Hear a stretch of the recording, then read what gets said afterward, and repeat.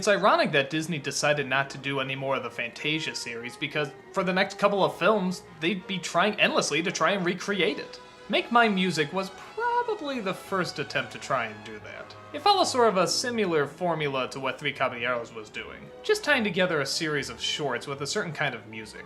Although in Three Caballeros, where they had a character at least tying the stories together, though loosely, this one, they just show the shorts. Again, much like Fantasia. Except the music isn't classical music, it's more music that was popular at the time. In fact, some of it, if I understand correctly, was left over from Fantasia. The animation for Blue Bayou actually makes it into this one, which was originally supposed to be featured in a sequel to Fantasia, except instead of using the classical music, they used the song instead. Later, the original would be released on DVD, and it's a lot better. Make Mine Music is probably closer to what Three Caballeros was trying to be. Sort of a fun series of short stories that are very loosely tied together with one theme. In this one, you guessed it, it's music.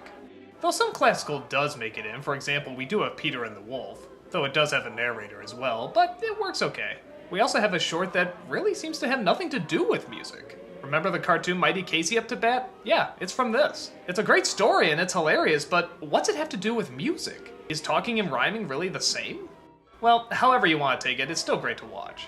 Here the short stories work a lot better. Some just create atmosphere, others tell a full narrative, and they're all pretty solid. I can't think of any part I particularly didn't like. Favorite moments include Casey, again Peter and the Wolf, but by far my favorite is the singing whale, with all the singing voices done by one person throughout the entire thing.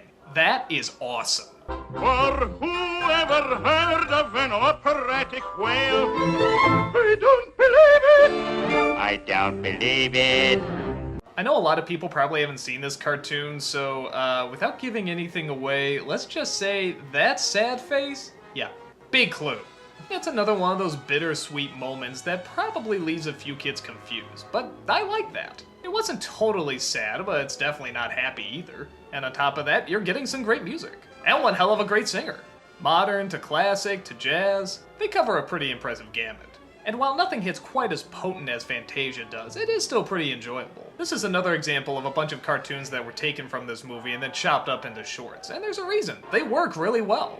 So, if you ever want to see them all together, check this movie out. It's a good one.